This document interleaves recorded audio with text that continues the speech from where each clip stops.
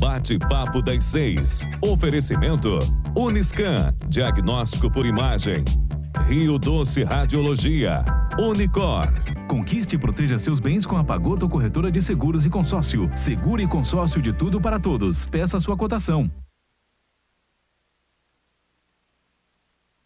Medicina de primeiro monte em Linhares é na Unicor, um centro avançado de diagnóstico por imagem e fisiologia endovascular, acreditado para tratamento de TAV. Somos especialistas em angioplastias complexas e tratamento do infarto agudo do miocárdio, além de diversos procedimentos de neurointervenção, com equipamentos de última geração e uma equipe altamente qualificada. A Unicor é referência no tratamento de oclusões coronarianas crônicas. Unicor, unidade do coração do Espírito Santo.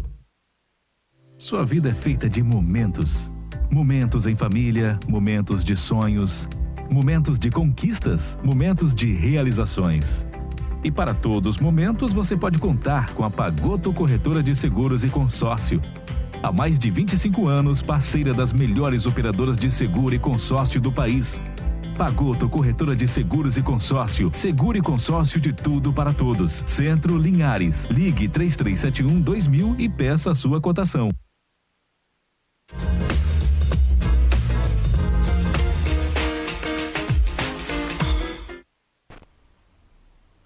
Olá, sejam todos bem-vindos a mais um Bate-Papo das 6. Como todos vocês sabem, nas quartas-feiras falamos um tema sobre medicina e saúde. Agradeço a audiência de todos. Lembrando que estamos de forma simultânea também pelo YouTube e pela Rádio Sim, na 106.1. Hoje vamos falar de um tema de extrema importância e relevância devido à alta prevalência. Grande parte da população tem ou terá esse problema no futuro, que é o tema hipertensão arterial. E para debater um pouco mais sobre esse tema, temos aqui dois convidados, amigos, médicos nossos, que é a doutora Carolina Cruz. Seja bem-vinda, Carolina. Ela é cardiologista do nosso grupo. E o doutor Gabriel Scardini, que é o cirurgião cardíaco aqui da nossa equipe também. Seja bem-vindo, Gabriel. Obrigado. Antes da gente começar a debater, eu gostaria de pedir para começar um vídeo. É um vídeo da Sociedade Brasileira de Cardiologia, que para comemorar o Dia da Hipertensão, como é um tema de muita importância, eles fizeram um vídeo que serve de alerta para todos nós.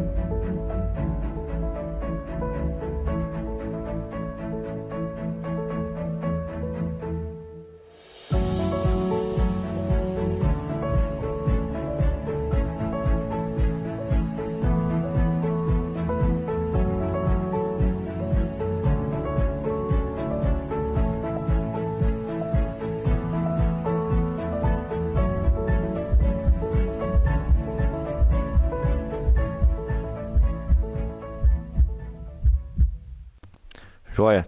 Então, basicamente, esse vídeo ele resume o que nós vamos discutir aqui, o que é hipertensão, fatores de risco, tratamento, prevenção, como que devemos seguir com essa doença.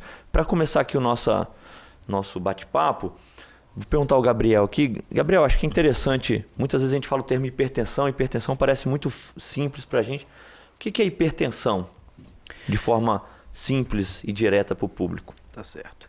Hipertensão, Tarcísio, é quando você tem uma elevação da pressão arterial em valores acima de 130 por 80 hoje, pelas novas diretrizes nossas, tá?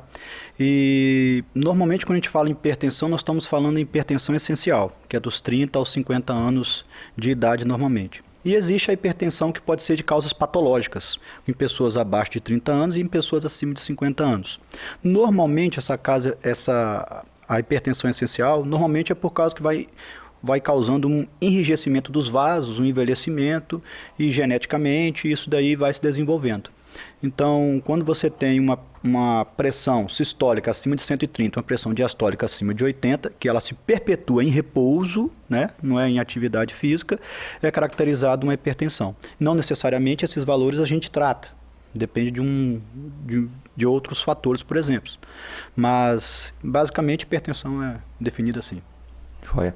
Então, você usou um termo aí que eu acho que é bom esclarecer, que é aquela pressão de 130, que é a pressão sistólica, né? Isso. Que é a pressão quando o nosso coração, basicamente, quando ele se contrai, ele gera essa pressão.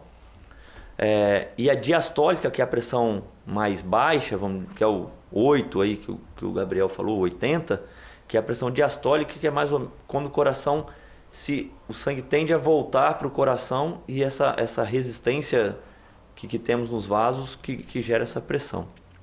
É muito comum, Carol, os pacientes perguntarem, mas qual é a causa da hipertensão? Direto, a gente escuta. O que é interessante os pacientes saberem, estarem cientes quais são as causas de hipertensão?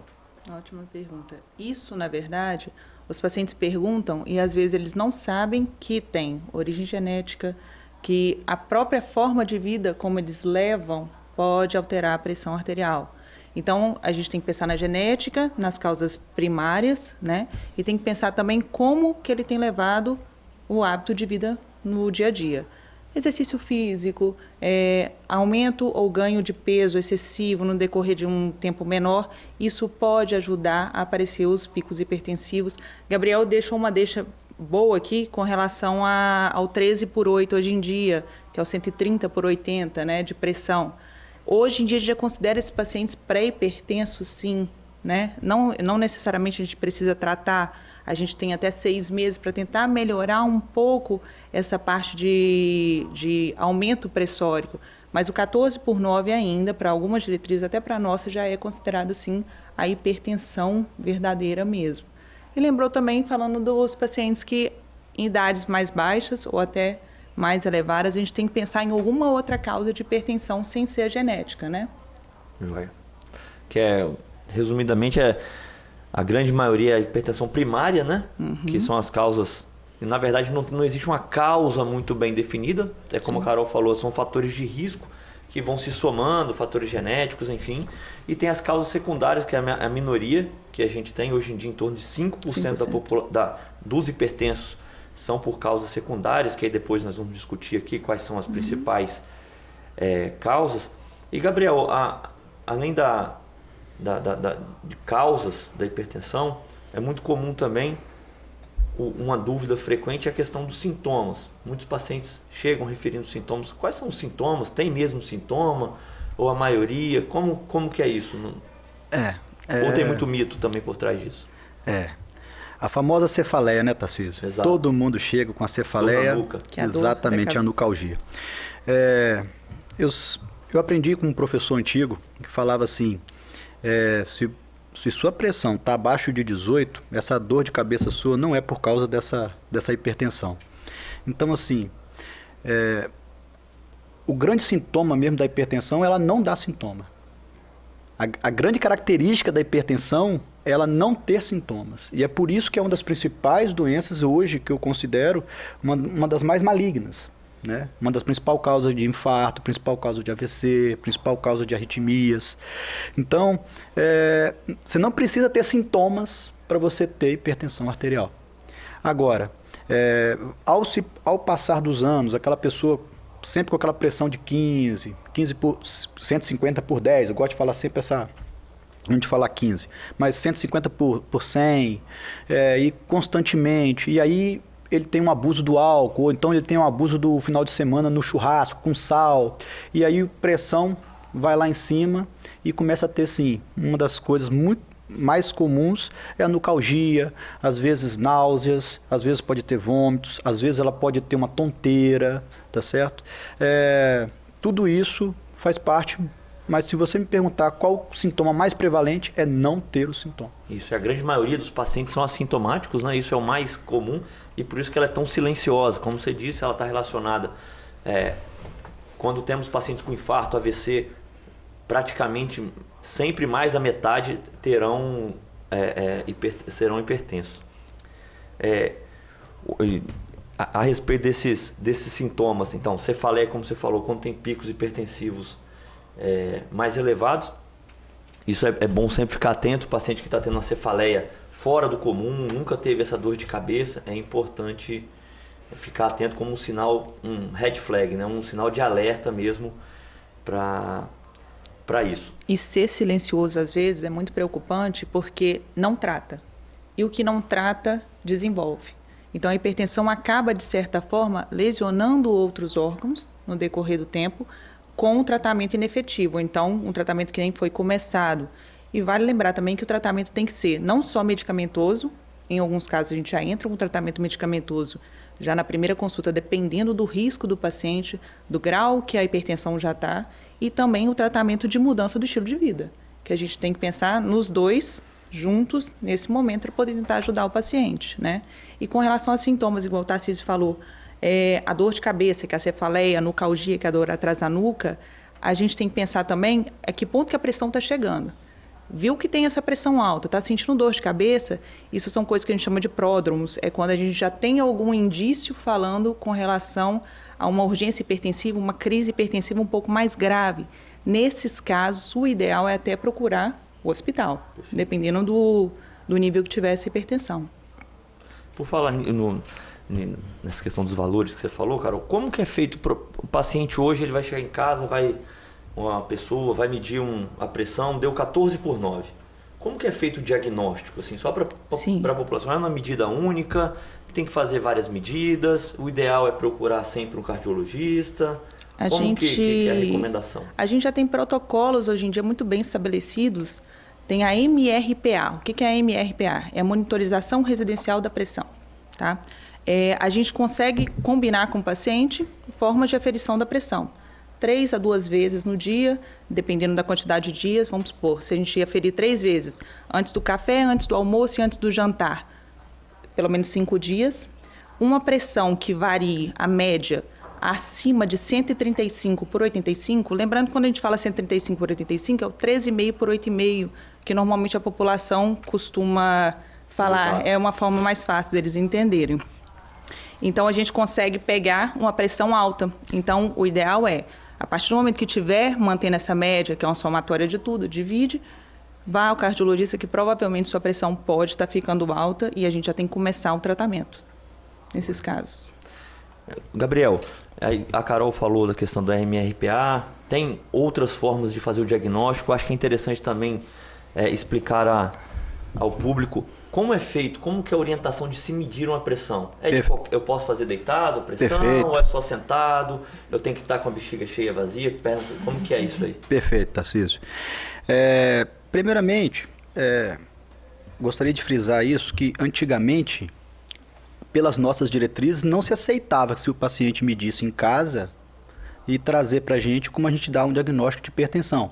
Isso não era aceitável.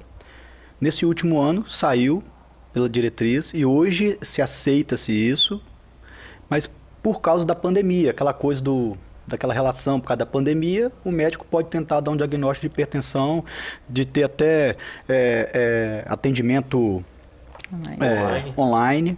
Então, por causa disso, esse ano, a brasileira não aceitava isso, mas os americanos já tinham isso como prática. E no consultório, você tem que dar uma hipertensão nunca na primeira vez. Eu costumo falar que se você chegou um paciente pela primeira vez, você nunca viu esse paciente e já realmente falou que ele é hipertenso, por algum motivo tem. Ou ele chegou com a pressão de 180 no seu consultório, ninguém chega com uma pressão de 180 no consultório e não é hipertenso, ou tem alguma doença associada, mas normalmente se dá o diagnóstico de hipertensão medindo mais do que 2, 3 vezes. E você pega essa média. Tá certo? Todo mundo pergunta, braço direito, braço esquerdo, faz diferença? Não tem diferença. As duas medidas têm que dar mais ou menos iguais. A sistólica, a diferença no máximo de 10 milímetros. A diastólica de 5.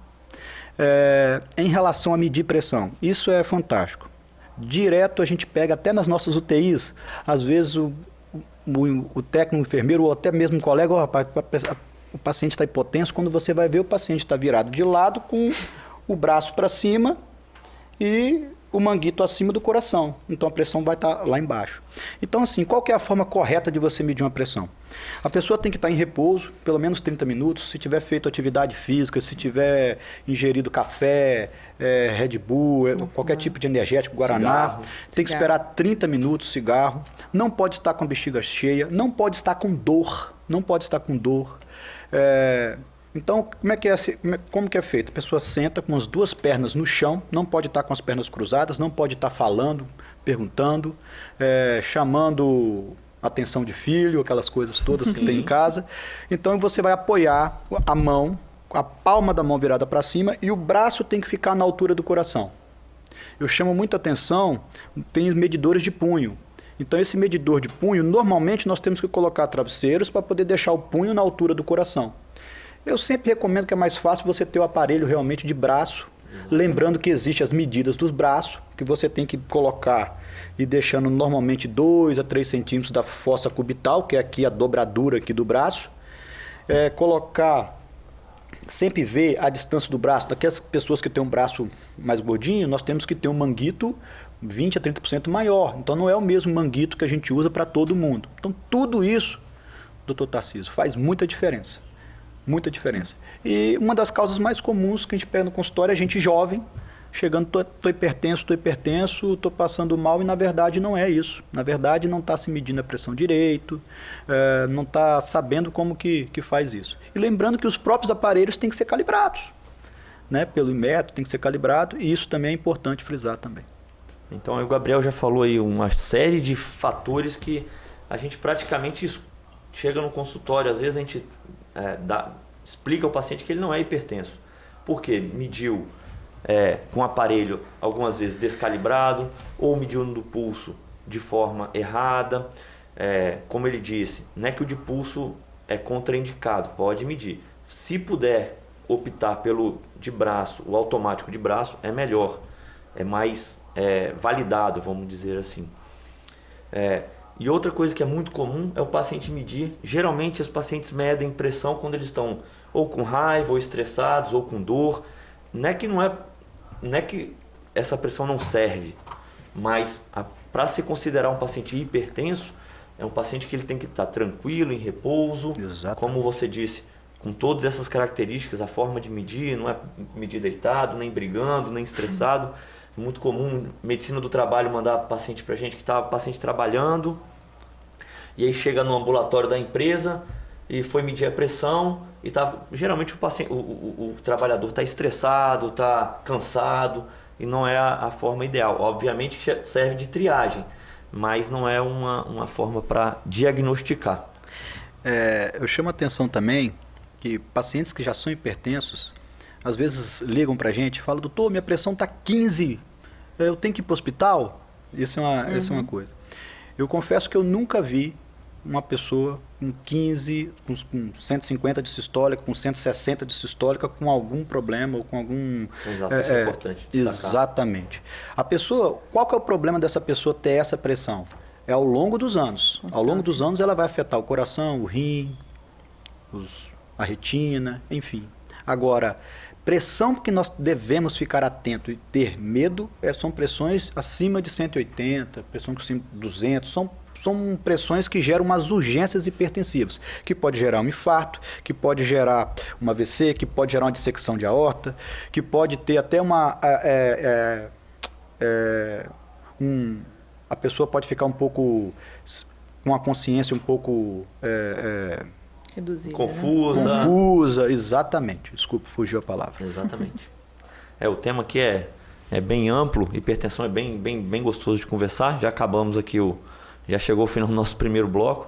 Vamos para o primeiro intervalo. Já a gente retornamos falando um pouquinho mais sobre hipertensão.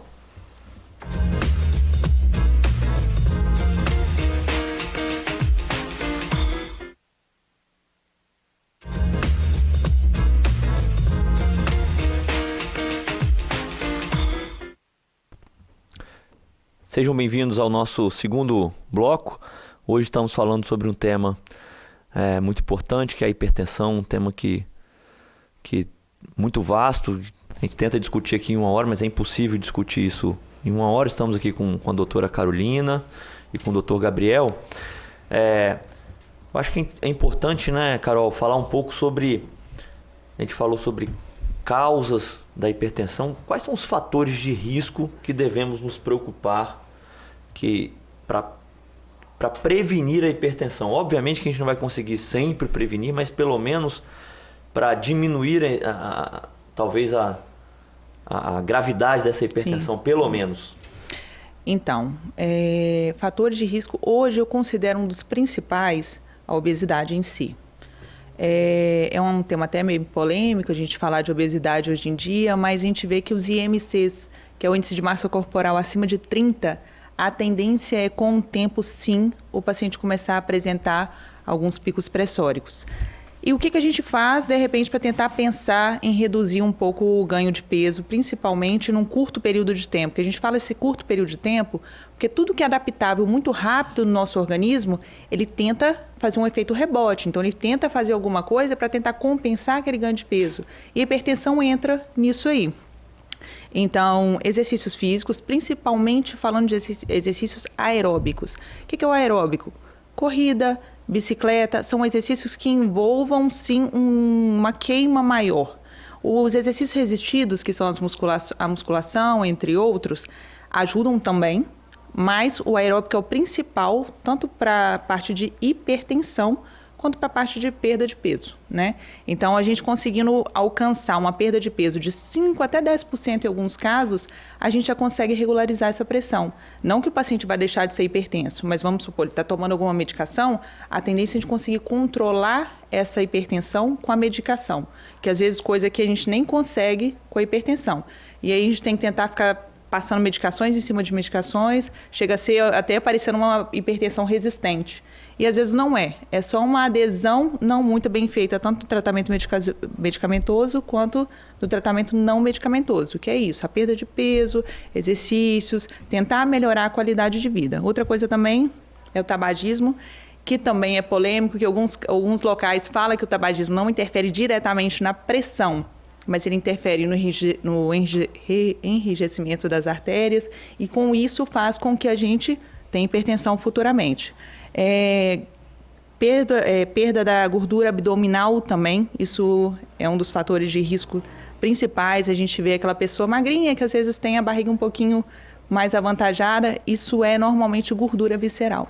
Então, é um risco maior também a se pensar. Álcool. O álcool também polêmico, tem muita gente que gosta de um vinho, de uma cervejinha. Hoje em dia a gente recomenda para homens 30 gramas, que são 2 doses de ou destilado ou de vinho. Isso tem uma variação de um para o outro da quantidade de ml que a gente pode... Uma taça mais ou menos de Isso, vinho, uma tacinha, né, de vinho de mais ou menos 150 ml por dia, ainda dá para tomar. Só que eu não aconselho muito isso no consultório, porque a gente não sabe qual paciente que está no pezinho do alcoolismo, né? Então a gente pode acabar incentivando um pouquinho isso, né? Que não é cumulativo, né? Justamente. Você não pode tomar todas as taças a taça não é grande, não, né? Exatamente. Não, entendeu? Esses fatores aí eu acho que são... A gente pode depois até esmiuçar um pouco mais. Né, Gabriel? Você tem alguma... Lembrando da apneia do sono. Apneia do sono. Tá certo? A apneia do sono. O que é a apneia do sono? É aquela pessoa que quando dorme, ela faz uma hipoxemia e pode ser devido a fatores faciais, coisas de septos e pela obesidade, enfim. E isso é uma coisa importantíssima que nós mesmos esquecemos muito de tratar. Uma outra coisa que é muito importante, que saiu recentemente agora, é a carga de trabalho, o estresse do dia a dia. Saiu esses dias agora que pessoas que trabalham acima de 60 horas semanais têm maior risco de desenvolver hipertensão. Trabalhadores noturnos também, por conta do ciclo circadiano. Eu brinco que a noite foi feita para dormir. Então, se a gente troca isso, acaba que o nosso organismo também não entende, de certa forma, que a gente está trocando. Então, ele vai tentar compensar de alguma forma. A hipertensão costuma surgir em pacientes que têm esse trabalho noturno com frequência. E o principal é o sal, né? Exato. Esse aí eu estava deixando o gancho para principal é o depois. sal. Esse daí é o grande vilão. E eu costumo falar que realmente é difícil. Mas tá onde? Aonde está o sal? Coisa bem resumida. Queijos amarelos, enlatados no supermercado. Tudo que eu costumo falar para os meus pacientes assim. Gente, o que não estraga é porque tem sal. Aquele refrigerante que você não precisa colocar na geladeira, tem sal. Aquele palmito, azeitona, ele não estraga se você não deixar na geladeira. Então aquilo ali tem sal, o sal conserva. Então o principal fator realmente é o sal. Já tivemos, acho que todos aqui teve casos de pacientes hipertensos que não conseguia controlar com medicamento em casa. O que nós fazemos? Nós internamos esse paciente, começamos a dar os mesmos remédios, só que no hospital... Comida sem sal. E ele fica hipotenso no hospital. Ele passa mal no hospital. Exatamente. Outra coisa também que eu vejo muito perguntando é se o sal é aquele sal branquinho que a gente compra no supermercado. Tem que lembrar do sódio também, entendeu? O sódio que vem embutido, igual o Gabriel falou, tem sempre a quantidade que vem nos alimentos. Qual que é o ideal preconizado hoje em dia pela OMS? 2 gramas de sódio, que é diferente, e 5 gramas de sal por dia. Se você conseguir abaixar para 1 grama de o sódio, a gente consegue reduzir a pressão da maioria dos pacientes também. Exato. Junto cortar pela metade, isso aí, o famoso cortar pela metade. É a tampinha de caneta Bic, né, que o pessoal fala.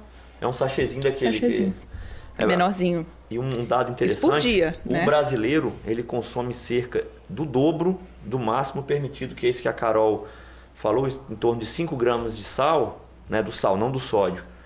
A gente consome, o brasileiro em geral, consome o dobro do máximo permitido pela OMS. E então relação... a gente come muito sal mesmo, né? Então isso, uma dica que eu dou sempre importante aos pacientes é evitar sal na mesa, né? Então vai temperar a salada, porque tem aquela questão de comer salada é bom, né? Saudável, realmente uma ingestão de folhas, legumes, isso tem que ver se por trás dessa salada você não está trazendo um outro mal embutido nela, que é o sal. Então, às vezes, para ficar gostoso, para ficar comestível, você tempera muito. Então, tomar esse cuidado, eu acho que essa é uma dica importante, além do que o Gabriel falou. Além desses fatores de risco, acho que é interessante também destacar aos pacientes que nós temos fatores de risco. Esses todos que falamos são os fatores de risco modificáveis, ou seja, a grande maioria a gente pode modificar, a gente pode evitar, melhorar.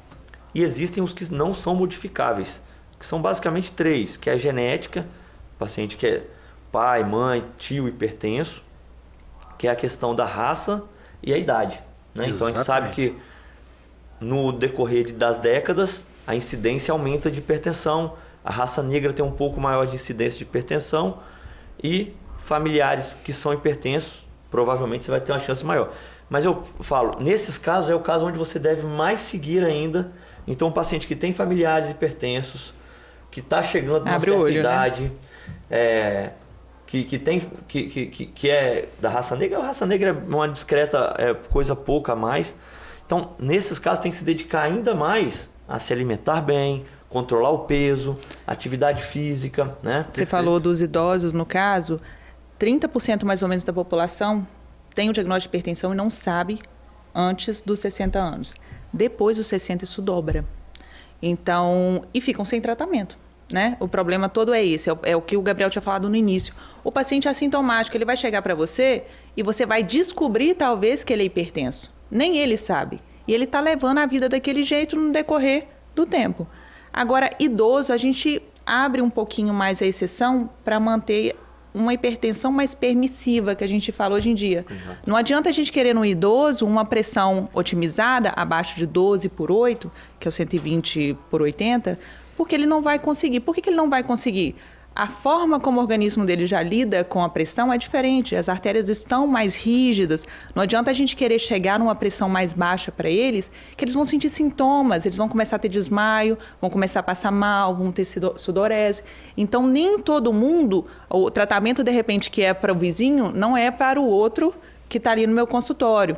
Cada um tem que ser individualizado. Pacientes às vezes que têm hipertensão leve, por exemplo, está começando a descobrir agora essa hipertensão, você vê que é uma hipertensão realmente recente, dá para a gente tentar modificar o estilo de vida, dá para a gente tentar falar sobre esses riscos modificáveis que você falou, de 3 a 6 meses, entendeu? Não são todos, mas a maioria, sim, dá para a gente tentar começar a melhorar isso para ver se realmente aquilo ali é uma hipertensão verdadeira ou se, de repente, o paciente mesmo foi causando aquilo sem querer no decorrer do tempo. Exatamente. Entendeu? É importante frisar também, Tarcísio, que a hipertensão, a pressão arterial do idoso, ela pode ter uma divergência maior.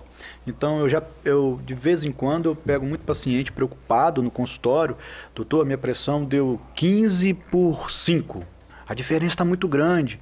Enfim, é isso mesmo. A gente chama de hiato auscultatório. Né? Exatamente. O paciente que vai, à medida que as pessoas vão se envelhecendo, os vasos vão se enrijecendo, e essa pressão diastólica, que é a pressão mínima, ela vai se distanciando da pressão máxima, que é a pressão sistólica. Isso é legal, essa dica.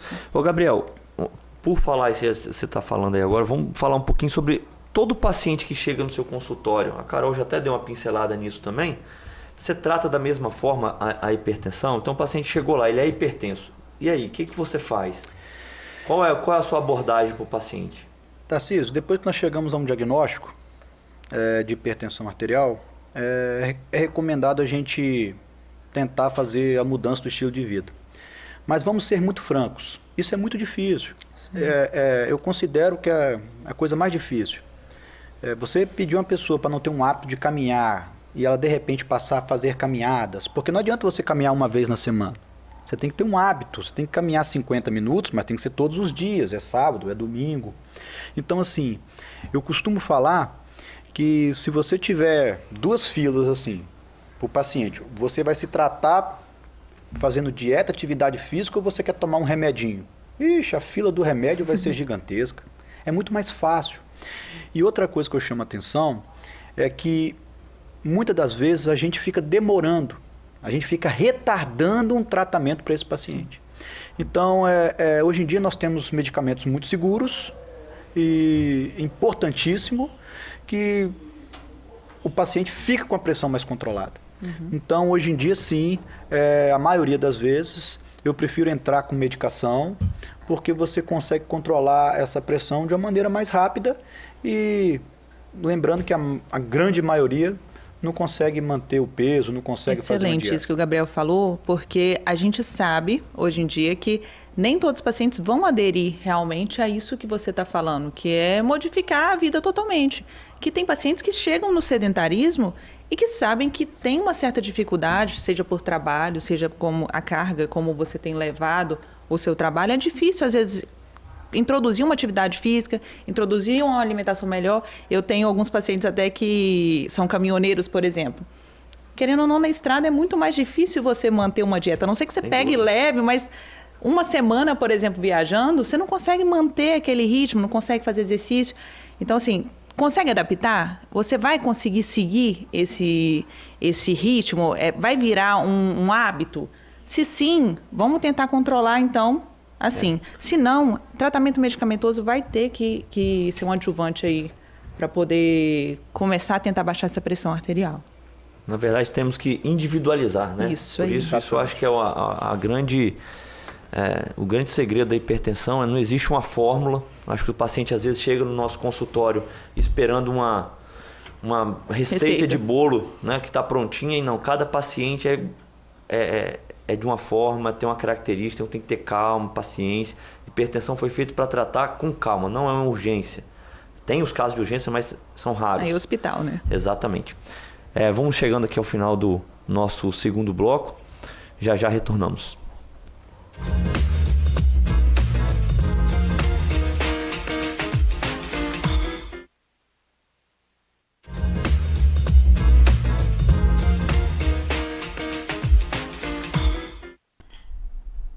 Sejam bem-vindos ao nosso terceiro e último bloco. O tema hoje é hipertensão.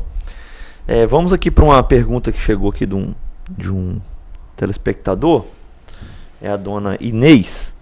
E ela fala sobre o esposo dela que está oscilando a pressão, está ficando com a pressão alta em torno de 17/9, 10.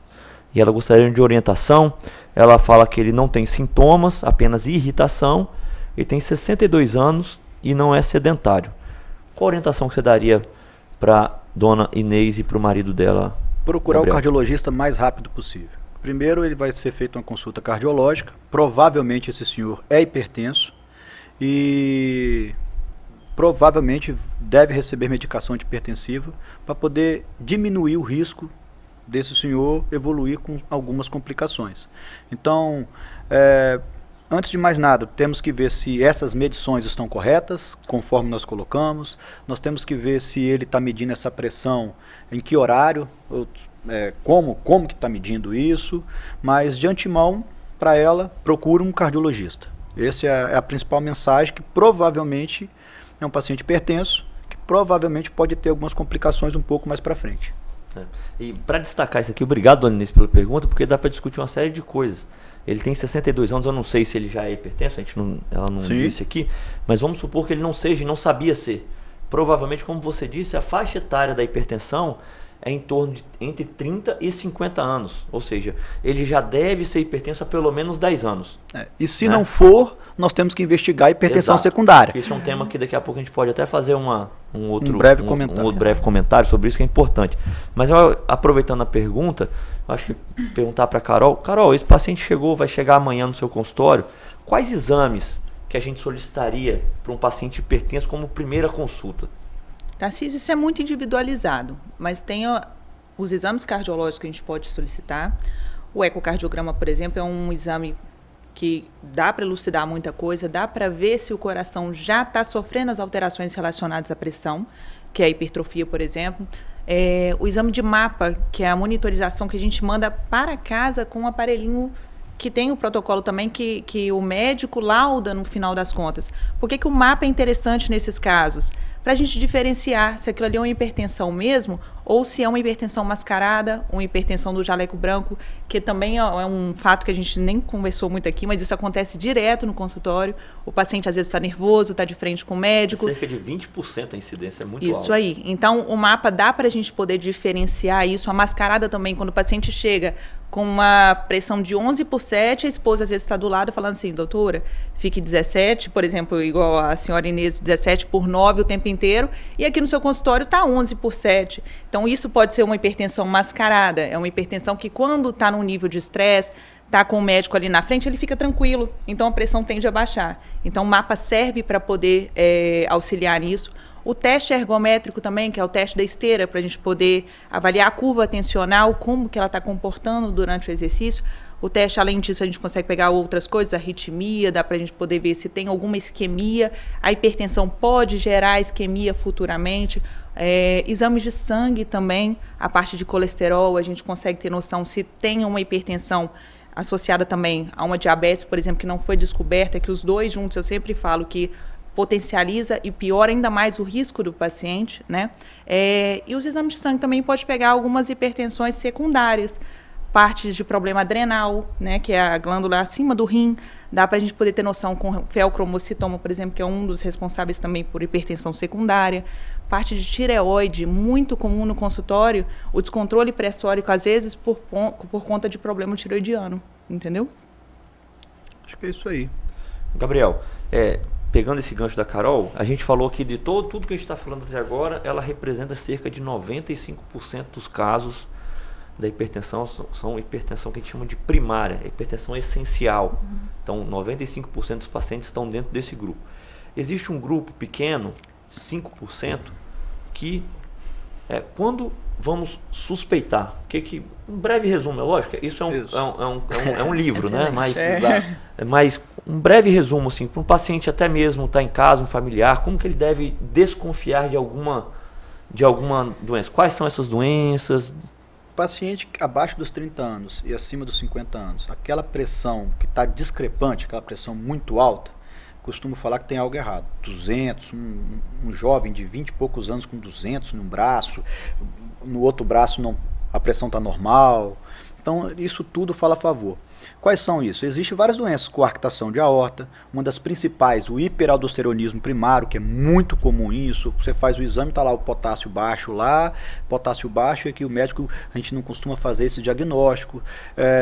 Própria deficiência da glândula pituitária, tireoide, como a doutora Carol falou. A apneia do sono também. A apneia do sono inclui isso a daí. principal, por sinal. A maioria dos pacientes com apneia do sono acaba desenvolvendo hipertensão secundária com o tempo. A doença renal crônica, tá certo?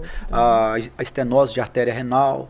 Então, assim, existe uma gama de doenças que nós temos que estar atento e que pode ser o grande causador. E o Tarcísio perguntou o que a gente deve alertar. Às vezes você já está tratando o paciente com hipertensão, começou uma medicação, 2, na terceira, viu que não está tendo controle, a partir do momento que você tem que botar a 4ª medicação, que a gente já considera a hipertensão resistente, que é aquela hipertensão que você está tratando certinho, tem adesão medicamentosa, que vale lembrar, que tem muitos pacientes que acabam assim, eu esqueci ontem, hoje eu tomei. Ficou sem 2 dias e depois voltou a tomar. Isso não é uma adesão correta. Então, você tem que sempre perguntar, você está tomando o remédio direitinho? Não é para poder indagar o paciente, é mais para a gente saber se está sendo feito o tratamento certo, para a gente saber para qual caminho que a gente vai. Então, teve que colocar a 4ª medicação e tá com a adesão certinha, a gente tem que começar a investigar a hipertensão secundária, assim, nesses casos. Exatamente. São doenças mais raras, porém não são desprezíveis. A gente encontra no consultório. Sim, com frequência. Né? E muitas delas ou quase todas, são tratáveis, né? São secundárias. Então, se é a apneia do sono, a partir do momento que você trata a apneia do sono com CPAP, o feocromocitoma, que é uma doença, é um tumor, você tira esse tumor, ele melhora, né? Nem todos a gente consegue tratar, mas a grande maioria a gente costuma tratar. Isso que a Carol falou é interessante, voltando naquele ponto da adesão ao tratamento não farmacológico, né? Porque eu costumo dizer que o tratamento da hipertensão ele é composto de 2 tratamentos, o não medicamentoso e o medicamentoso. E a gente vê insucesso muito frequente do medicamentoso quando o paciente não faz o não medicamentoso, a parte de controle do peso, a dieta, atividade física, e muitas vezes a gente está taxando o paciente de hipertenso resistente, coloca uma medicação, 2 medicações, 3 medicações e não controla, porque ele não está deixando de comer o sal, ele não está fazendo atividade física, ele está ganhando peso, está indo tudo contrário ao que a gente preconiza. Né? Então isso aí eu acho que é importantíssimo. E é válido também falar, isso é uma dúvida para os nossos telespectadores, que quando você toma o seu remédio de pressão, não necessariamente ele vai baixar a sua pressão naquele momento. Isso aí. É muito comum as pessoas deixarem de tomar o remédio porque a pressão já está normal. Ótimo, Gabriel. Mas não é isso. O remédio ele vai fazer com que a sua pressão fique na faixa da normalidade. Se você é aquela pessoa que só toma o remédio quando a sua pressão está alta, quando você já estiver infartado, quando você já estiver com AVC, não tem jeito. Então, assim, o remédio é para ser tomado independente se você está com a pressão 12/7, estou com a pressão 11/7, você está tomando o seu remédio, você está assintomática também, deve manter a medicação e não deve fazer o uso irregular dessa medicação. E alertar sempre que a medicação, a partir do momento que toma, não vai reduzir, igual o Gabriel falou, na mesma hora. É 2 semanas a 2 meses para a medicação começar a fazer efeito verdadeiro no seu organismo. Então, depois a pressão vai tender a regularizar. Aí o paciente às vezes acha que normalizou, vou parar. Você é hipertenso, entendeu? Exato. É crônica, é uma doença que tem que ser tratada com o tempo, tem que continuar o tratamento. Em alguns pacientes eu sempre falo assim, olha, infelizmente, às vezes remédio de pressão é pelo resto da vida. A não ser que você seja aquele assíduo da academia, que faça realmente todas as medidas não farmacológicas, igual o Tarcísio comentou, que realmente vá atrás de melhorar o estilo de vida e consiga reduzir peso, consiga melhorar a sua vida ao ponto de a gente conseguir chegar com a sua pressão um pouco mais para baixo. Mas ainda assim, em alguns casos que a gente consegue reduzir muito poucos, retirar o remédio, futuramente a gente acaba entrando com a medicação novamente. Né? E lembrando que hoje em dia, pessoas que tomam 4, 5 classes de medicação, nós podemos fazer hoje a desnervação renal, é feito hoje aqui em Linhares, é uma técnica super inovadora e nova, a gente consegue diminuir a quantidade de remédios que essas pessoas tomam. É muito comum. 2 pacientes aqui em Linhares que já fizemos e um sucesso. É uma técnica que a gente vai na artéria renal do paciente, e queima ali, isso em espiral, né? Não é para tratar a hipertensão, curar a hipertensão, isso tem que ficar bem claro, é para ajudar no controle desses pacientes mais graves, pacientes que tomam muitas medicações, muito sintomático, né, que tem internações recorrentes em UTI, então é uma opção de tratamento que temos em Linhares hoje já também, isso é importante. Gabriel, eu acho só para a gente tá quase acabando já, a gente fala muito de tratar hipertensão, mas o paciente não sente nada. Para que a gente trata a hipertensão? Por que tratar a hipertensão? Simplesmente porque é o principal fator de risco da principal doença que mais mata hoje no mundo, que são as doenças cardiovasculares. Ela é o principal fator de risco. Eu costumo falar que é raro você ter um paciente que infarta que não é hipertenso. É raro você ter um paciente que tem um AVC de causas ateroscleróticas que não tem hipertensão.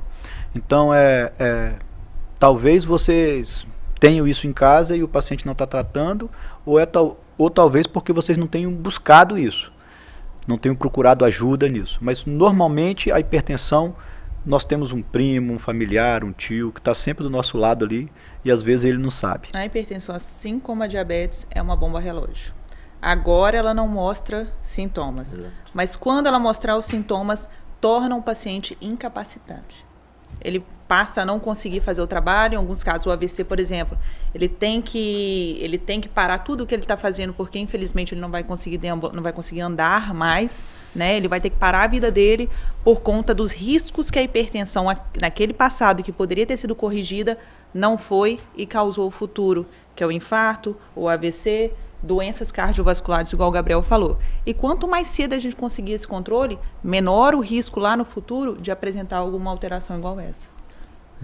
Hipertensão, eu acho que o último recado que você falou, eu acho que é isso. Eu acho que mesmo em época de pandemia, não deixe de procurar o seu médico, porque as doenças cardiovasculares matam muito mais do que na atual pandemia, o Covid.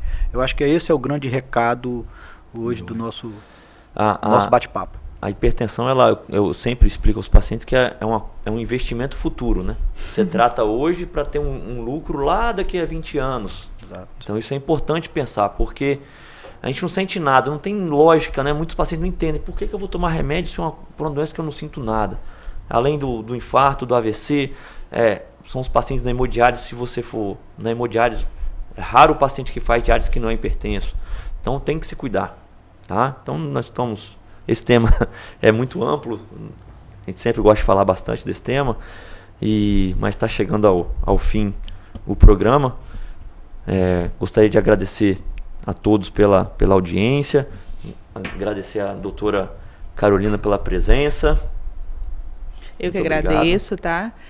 Eu acho que é um tema realmente amplo, é um tema que tem que ser debatido. Essa semana, então, mais do que nunca, porque agora no dia 26, né? A gente teve o dia da hipertensão. Então, o combate aqui é agora para evitar o risco no futuro, né? Obrigado, doutor Gabriel, pela presença mais uma vez aqui conosco. Eu que agradeço, é sempre um prazer, fico muito honrado de estar aqui com você. Obrigado. Agradecemos a todos pela audiência, lembrando que esse programa ele tem reprise amanhã pela manhã e no domingo à tarde. Muito obrigado pela audiência. Se cuidem da pressão, se preocupem com o Covid também, mas também com o coração, que até hoje não inventaram vacina ainda para ele. Se cuidem. Muito obrigado.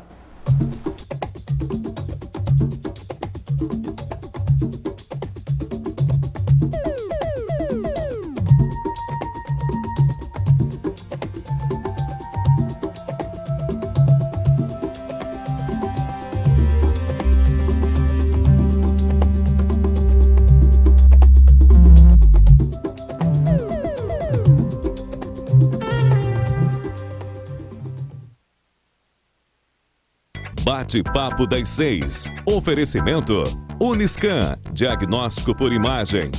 Rio Doce Radiologia. Unicor. Conquiste e proteja seus bens com a Pagoto Corretora de Seguros e Consórcio. Seguro e consórcio de tudo para todos. Peça sua cotação.